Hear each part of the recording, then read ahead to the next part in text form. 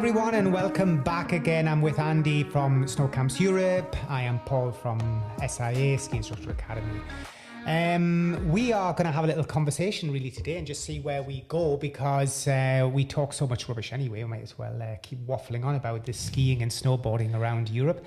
And obviously, topic of the day always remains the same, doesn't it? It's like the effects of COVID and how the effects of things like Brexit has happened on the industry, etc.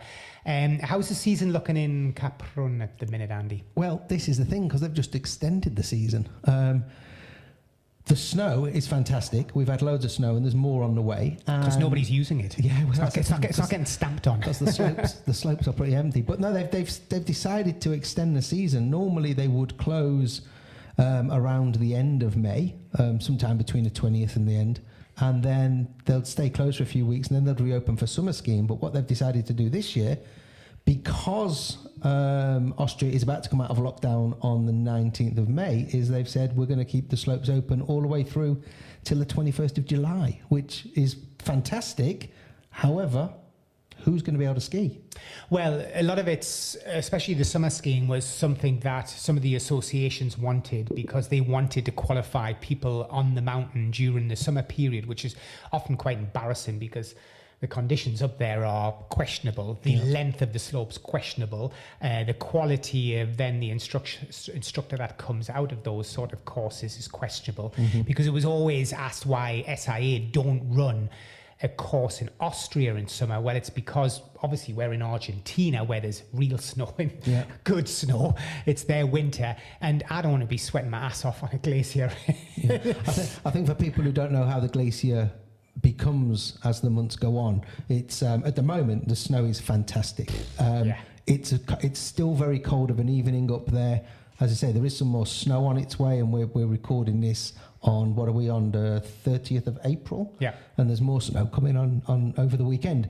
However, as the days start to warm up, obviously the glacier starts to warm up, and we get less of a drop of an evening, so the snow does start to get very soft. And then as we get out of May into June, it starts to get very wet, and what you'll see is the lifts literally will start to close from down up until we're literally on the very top lift of the glacier. And even then into June, into July, it becomes very wet and slushy, and almost the kind of snow that you don't want to be skiing on. But they want to get people qualified. They want to be open for some of the racers who want to train. And therefore, you're on the first lift at 8:15 and you're done by about 11. Yeah. However, the ski teacher courses have to go on because they have to do a certain number of hours a day. And therefore, as Paul says, it gets a little bit questionable when they're skiing on a very short slope with very, very poor conditions, which is why you guys go to Argentina. Yeah, it's a simple solution that we look for quality in everything we do, and we're not prepared to sell ourselves out for that quality. So we just simply go to where winter is. The other option, obviously, is you know, the higher the glacier, the better. When you head into Zermatt and places, it is a little bit better again. But it's always going to be limited to rather icy, hard, you know, snow in the mornings at 8 o'clock, and then literally 10:30. You just don't want to be up there. It's not pleasant to ski anymore, and it's you're going more. I think if you're a recreational skier, you're probably just going more up for I went skiing in July. Yeah. Meanwhile, just so you can say, and then go surfing in the afternoon or something. You know, so I wouldn't waste my money in telling somebody to come on a holiday and go summer skiing around Europe. Absolutely not. I would say, hey, look, invest and go, if it wasn't for COVID, to somewhere like New Zealand or Argentina. Certainly, from the spring skiing side of things, it's one of the most I would say underrated part of the ski season. It fits into that week in December where you have that sort of period, the first 2 weeks of December, where people don't come out and don't realize how good skiing can be with no people and cheap. And then that other period is possibly, we used to talk about a week or two in January, but that's starting, more people are coming then. They're getting onto it. They're getting onto that. But when you have Easter, we talked about this in the last podcast, it's like a light switch to people. Oh, it's summer. That's it. Ah, but they don't realise that the snow is insanely good on these high resorts right through April, May. It's absolutely phenomenal and it's empty. And don't get me wrong, when you come in the valley, it's beautiful because you can sit outside and sun yourself. And sit outside the pub, or go over to the lake and go windsurfing, paddleboarding, swimming in the lake. But it's funny because the minute Easter finishes, all of the tourists leave, and then we have the mountain to ourselves, and we have some of the best conditions. We've been saying it the last 2 weeks. We've been posting videos of the powder. We get massive dumps of powder in April and May, and I keep saying to people, don't think you have to come skiing in the winter, because spring in Kaprun is one of the best times. Yeah, you 100%. can ski all day. You can ski all day if you want, but as Paul just said, ski in the morning for a few hours, then come down and do something else in the afternoon. Go out on a bike, go to the lake, sit outside a pub in the sun. But what's interesting this year is they've extended the season because Austria is coming out of lockdown. But this doesn't mean that many more people can cross the border and come in without quarantine at the moment. There are a couple of countries that have been named on the traffic light system that are green and orange, and they are places like Portugal, Ireland, I think it was Finland, Denmark. Those people can come in without quarantine if they show a negative test. So even though they've extended the season, who's it for? It's probably still going to be for locals. Now, again, we said this in an earlier podcast. The locals have pretty much flicked the switch and they're out on their bikes now. They are at the lake. Yeah. They're going hiking. They're going climbing. Some of them are doing high altitude touring up on the Schwarzkopf and places like that. But they've stopped skiing. Now, there will be some ski instructor courses around in May. We've seen they've just come online. But they've extended the season. I see maybe from the 19th to the end of May, we may see some Austrian tourists who haven't been able to ski much this winter or come into Kaprun.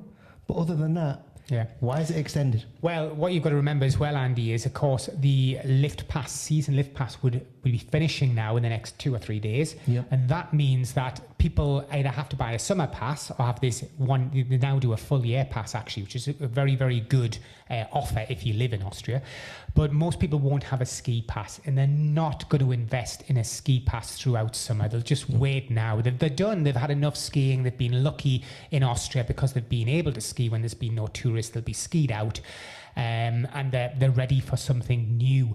But again, I mean, that stress of how good it is in April and May, especially depending on where Easter lies, it's such a good part of the season to ski. But as we say at Ski Instructor Academy, we then move our camp across to Argentina. And as to whether that goes ahead or not, who knows? One thing for certain is I think it's going to be important to have the vaccine to be able to travel into Argentina. And that will definitely mean that the government there is more likely to allow you to travel in, because their only fear is their health system can't cope. Look, a lot of European health systems were struggling. So let's face it, Argentina does not want people coming in who need to end up in hospital. So information we're getting currently was always, look, you'll need to be vaccinated. And apart from that, it'll then be a decision that's made last minute, really. It's going to be into June, I think, the first weeks of June, before we can get really either a confirmation or a look, no, it's not happening. I know most people have given up their ski courses for the season. In fact, nobody's operating a ski course directly except us. Even like our friends at Rookie Academy, they're having to work within that tunnel of that New Zealand, Australia.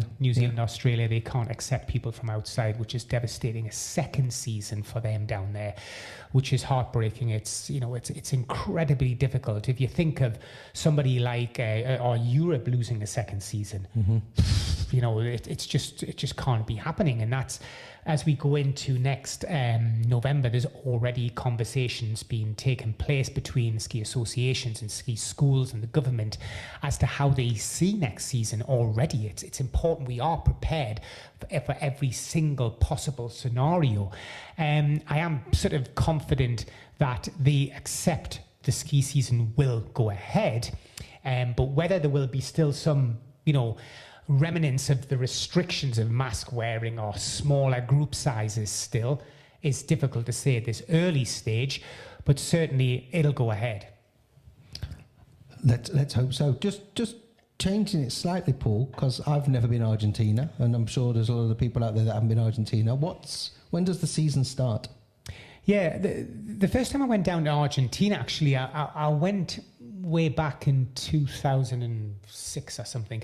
And when I went down there, I actually went ridiculously early. It was like the second week of June, thinking, be skiing the second week of June. Actually, I remember getting down there and getting a bit of a shock at the reality of what it is like in South America compared with other places in the world. And I actually had a car and I travelled across from Buenos Aires to La Leñas, which is a famous resort where more of the wealthy people go from Argentina. Like, it has all the actors, the football players, etc.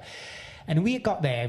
It's a big story behind that about how we had to drive through fire pits and people throwing bricks at our car. It sounds like Top Gear all over again, but it's true, actually. I will tell the story one day.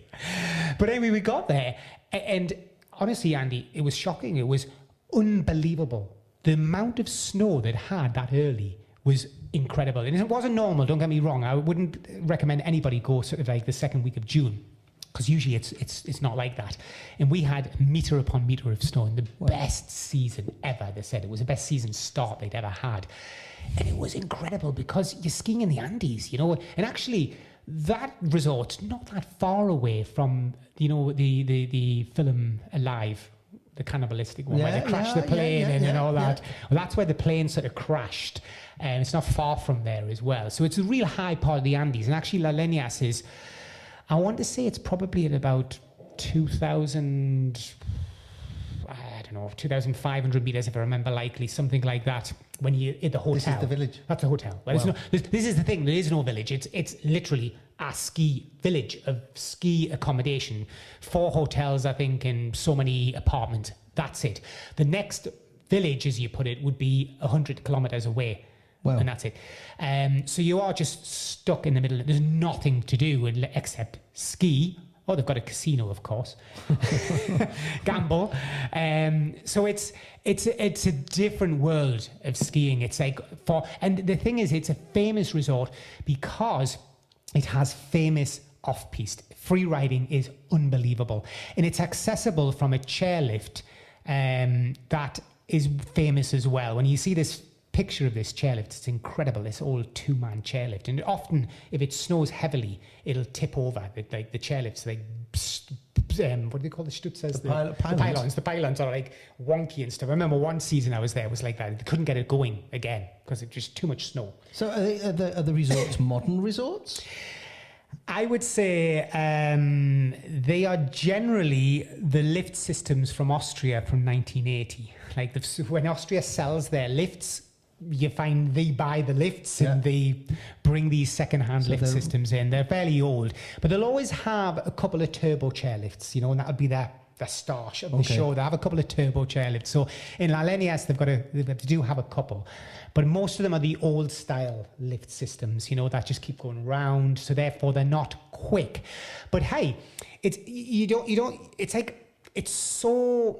just so nostalgic. It's so nice to go back to that style of skiing. And it's really, don't get me wrong, the whole ambience of the thing, even in La Leñas there, you're skiing, from 8:30 in the morning, whatever, through till 3 o'clock, and you've just got the best food, the best steaks, the best wine. It's just such a nice atmosphere to sit, to watch. And because in somewhere like Las Leñas that has this incredible access to the off-piste where you can literally go up a lift and you don't need to tour, you just need to go off slightly left or right, and you've got these couloirs like 40 degrees and absolute insane off-piste terrain. It's incredible, but surprisingly expensive. I was just about to say, how is it on the pocket? Yeah. Because it shadows itself, I think, more mirrors itself from America's lift pass prices and stuff. Okay. You know, you can be looking at an expensive, €100 sometimes for a lift pass For the day. For the day, yeah. You know, it's like, it can be double the price of where it is here, depending on how the peso's doing and whatever. So it can be insanely expensive for a lift card. And accommodation in Las Leñas is insanely expensive for what you get. You know, when you look at the quality of a whatever they call their hotel, 4-star, whatever, it's like, and breakfast is in Las Leñas, it's just loading up on sugar. That's what they serve you. Just, piles of sugar in different colours. Is this where is this the same place as you do the courses? No. So the reason we don't work in Las Leñas is it's twofold. We could work there, but that is a place that has one. It's a ski company and the ski school and everything's just one. Everything's locked in. So that is very American then. Yeah. And then you go to Bariloche, where we work. It's different. It's much more an open book. You know, you've got just at the base of the mountain will be 12 different ski schools, and there's the usual ski shops. And now you're talking Bariloche is a town with 125,000 people. It's got all the amenities, the restaurants, the hospitals, the 5-star hotels. You know, now you're talking a much more big infrastructure. Yes, and it's actually, I probably have somebody shout at me, but I believe it is the biggest ski resort in the southern hemisphere, Bariloche. Okay. And it does have a gondola. It has a couple of gondolas, actually, a sail band. What's this? A gondola? Cable car. Cable car. It's got a turbo chairlift, and it's got a structure there. Phenomenal terrain, phenomenal views, and again, it's not in Bariloche itself, Cerro Catedral. It's about 14 kilometers outside of the main town, and we opt to stay next to the main town, so the guests and students have access to the main town of the bars, the clubs, the restaurants, etc. We use a 5-star hotel that has a proper breakfast, a proper 5-star breakfast that you're not just loading up on sugar at the start of the day, with a wellness spa, etc. And we work well with the Argentinians, thankfully, in Argentina, and the whole place down there it's just a different world in service. Weirdly enough, better than Europe. It's just such good service down there from the team, from the staff and everybody. They really do look after you. And is that again an American influence of service? I think so, yeah. I think it's the idea of getting to the bottom of the lift and, saying hello to you or giving you a drink of orange or whatever it might be. They're friendly, they're nice, they talk to you, and even from a ski point, view, Andy, they're not crap skiers either. Okay. The recreational skiers are pretty good, pretty well standard skiers, and when you watch the Argentinian Association skiing, they expect a good quality ski instructor. So I think all told, it's a great place for a summer investment, and not just for skiing, because you can go on and I would never tell anyone to go for a week or something, because, you're still flying. Most people would be 12 to 14 hours. And then you've got a second small internal flight, from Buenos Aires to the Andes, which is about 2 hours. By the time you get off that, you are in the resort. And yeah, there's more to do than ski. So I get people who come down, who come as couples. The wife might be skiing or the husband might be skiing, and the one's not. There's other things to do. And of course, when you're in South America, there's other things to see. Whether it be the rainforest up at Iguazu, the fantastic waterfalls, or right down to the other side into the Antarctic. And you can see every single thing. It's a 7,000 stretch kilometers of country. Language is obviously Spanish. Yeah. And they all speak English? It would be helpful if you can speak Spanish. I would say that's why I'm down there. There's not always that. Don't get me wrong, in Buenos Aires, in capitals, you wouldn't have much of a problem. But as you move away from the capital, yes, English becomes a bit more difficult. There are a lot of people. You'll always find some way of communicating. There's enough people speak a little bit of English. But yeah, it would be, from our side running the course, it's important that somebody can communicate in Spanish. But obviously our students are basically more all English Americans, Canadians, and etc. And you take a team of coaches, English Austrian coaches anyway. Austrian English anyway, yeah. So we have our own team out there, which we're very fortunate to be able to operate in the Austrian associations area. You know, we really appreciate what they do. And it's a privilege to be down in such terrain because it's cool. And if you want, you know, I think, in fairness, Annie, I don't know about you, but I noticed the real difference in my skiing was when I started back-to-back. And I started to ski in the summer as well as the winter. And that was the difference, you know, because most recreational skiers, you know, you finish your skiing probably in February, or, you know, a lot of people don't ski after March if they're lucky. And then it's going to be January, February the next year before they ski again. Imagine if you had that ability to ski in July or August, you know, it would really change the whole feel of skiing. And as I said before, it doesn't have to just be another winter holiday in Argentina, because there is still, in the north part of Argentina, it's still 30 degrees, you know, it's still 28 degrees, whereas so you could have a summer holiday and a winter holiday combined. Yeah. I think a lot of people don't realise that, and you say about doing back-to-back seasons, the racers, the ski racers, when it gets to the end of, for the European races anyway, when it gets to the end of the European season, they don't just stop and then wait for the snow to come, but they are also down in the southern hemisphere. Yeah. Usually in Chile and Argentina, certainly Portillo, in Chile, Sierra Nevada, they'll go down there, and they'll, mainly because there's some complexes down there. Like I loved to ski in Portillo because it had fantastic off-hill facility, so gyms, with hall, so you could do lots of off-hill training, but it also had a great little ski area. But again, that's the most weirdest place in the world, Portillo, and it's on the Argentinian-Chilean border. It sits on the Chilean side, and it's right next to Aconcagua. It's fantastic for heli skiing, so you can fly up, and you know, you've got Aconcagua, which is the highest mountain outside of the Himalaya. And when you're heli skiing, you're way above 4,000 meters. If they push the helicopters, you can go even higher. It's so cool. But Portillo is just a hotel stuck in the middle of nowhere. Like, there's just nothing else. And it's normally full of Americans who go down there. It's not cheap. I'll tell you that now. It's not the cheap place. And it's one of those places where, well, I suppose they have to. They do breakfast. You then come in and have an insanely big lunch.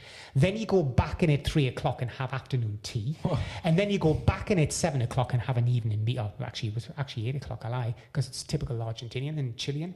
So that was like this weird, but there's nothing else there. It's like, that is it. It's heli skiing and ski lift, no lift. They have the lifts, but the lifts, they have the most interesting lift in the world.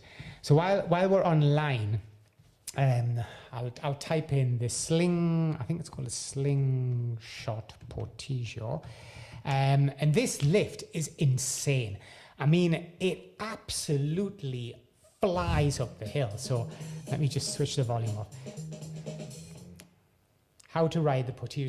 So the famous slingshot lift, and they actually give an education on how you actually ride this, because as you can see, it's attached to four. So it's 4 button lifts attached to a bar. And it's not just the fact that that's insane, because in theory, you've got 2 people on the inside and 2 people on the outside. But it's the speed. And the reason it's called a slingshot is literally they seem to wind it up, release a spring, and it flies off at insane speed. I mean, if you have to feel it. It's such an acceleration. And then the next problem is getting off it. Because if people get off it in the wrong order, you're screwed, and you're all going to roll down the mountain, because it doesn't just stop on a flat piece. It stops at about 30 degrees. So you've got 30 degrees slope with everybody hanging on to this button and everybody looking at each other to who's going to get off first, because that person's probably all right. But every other they're in the middle is screwed. And it's like, if they get off in the wrong order, it twists, it flies around in a circle. I've never seen anything like this. If you're listening on the podcast, then we will put a link to a video so you can see this, or go over to our video version of the podcast. And Paul will, on there. Yeah, Paul will put a bit in. But I'll put in the fails on it. I'll put in the people getting hurt on it. But yeah, let's just say it's a very bizarre 4-man button lift. contraption. It's unbelievable, and it's so we're talking about a lift system, but it accesses unbelievable terrain. That's the point in it. Again, it has this access to just Argentinian and Chilean terrain is so cool in the Andes. You're skiing at such an altitude, and it's incredible. Can you feel that? Are you gasping for air? Or? Oh yeah, definitely. I mean, especially when you're in some of the high places like Portillo and if you're prone to headaches, for example, in La Leñas, you can sometimes get a bit of a dull headache for a while because you're sleeping at such an altitude. Let me find out how high it is. But the likes of Portillo it's just insane. Or Chile in Chile. You're skiing next to volcanoes, so you've got you can see the smoke from the volcanoes coming out all around you as you're skiing down the slope. Mm-hmm. It's insane. I know from being obviously in Kaprun, we spend most of the pre-season on the glacier, October, November, half of December. Then we'll come down into the village, and you've almost conditioned yourself for the winter, and then we go back up at the end of the season.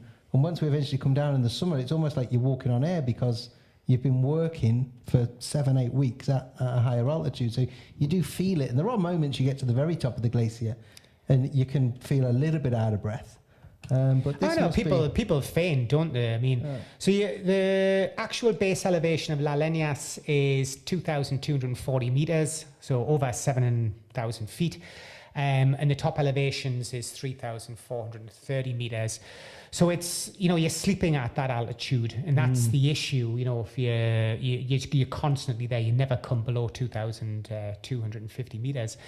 And we know from altitude sickness can take place anywhere after 2,000 meters, really. And you see that a lot on the glacier with especially a lot of the Arabs, for example, were coming in and they were getting up to 2,500 meters on the gondol, or the cable car, and they would faint at the top. Mm-hmm. It's quite common, and it's just altitude. It's just obviously coming from a lower altitude to a higher one so fast. So yeah, I mean, it's I would highly recommend it for several reasons, Argentina. And although I've skied New Zealand a lot, New Zealand's normally 2 long-haul flights. Argentina's 1. Price-wise, Argentina is just ridiculously cheap in comparison to the living costs of New Zealand and Australia, for example. So that's the second reason for going. And from the exotic location, you go to New Zealand and Australia, you're back into sort of still like westernized. It's still the same sort of feel. And if you want that security of that type of feel, then fine. But if you want something a bit exotic, then I would say South America. Obviously, Chile is far more stable country. It's the richest, South American country. In Argentina, again, I've been going there for a long, long time, and I've never ever had an issue. And I've skied, right down into Ushuaia. Where this is where all the naval bases would have been for, let's say, the Maldives, the Falkland Islands, or whatever you want to call them, where you have the Belgrano. You remember the Belgrano from the Falklands War? Margaret Thatcher. Right, yeah. So she sunk the Belgrano, and that's where it was based, etc. There's a memorial there, right, okay. etc. But I have not had the issues that Top Gear have had. I forget about. Obviously Falklands was with Argentina, wasn't it? Yeah. What was it in 74? I think I'm guessing. So from my side, it's a much better solution, Andy, than skiing in Europe. It's done, and as global warming affects glaciers more and more, it's becoming so unpredictable as to what you're going to get. Yeah, don't get me wrong. I mean, yourself here in Kaprun, there's a potential in September. It could be awesome up there. I'm coming back from Argentina, and something's looking good. They've got better conditions. Yeah, lots of snow. Yeah, I suppose just to go back, coming to Kaprun after Easter is normally phenomenal. We have fantastic snow, but as it does warm up in June and July, then it gets a bit heavy. It's a bit wet, and maybe you wouldn't enjoy it. I don't think most recreational skiers would struggle. People contact me and say, "What are your thoughts on us coming to Kaprun in the summer?" And I say, "Are you planning on summer skiing, or are you just coming to Kaprun for the summer?" And when they say skiing, I point out, well, there'll be 1, maybe 2 lifts open. It's going to be very slushy after 10:30, 11. You probably be better. Yes, come to Kaprun for a summer holiday because there's a million things you can do, but don't bring your skis. If you get here and it snowed and you want to go for a morning skiing, rent a bit of kit, go for a morning skiing. But I wouldn't spend my summer holiday budget on going summer skiing in Kaprun.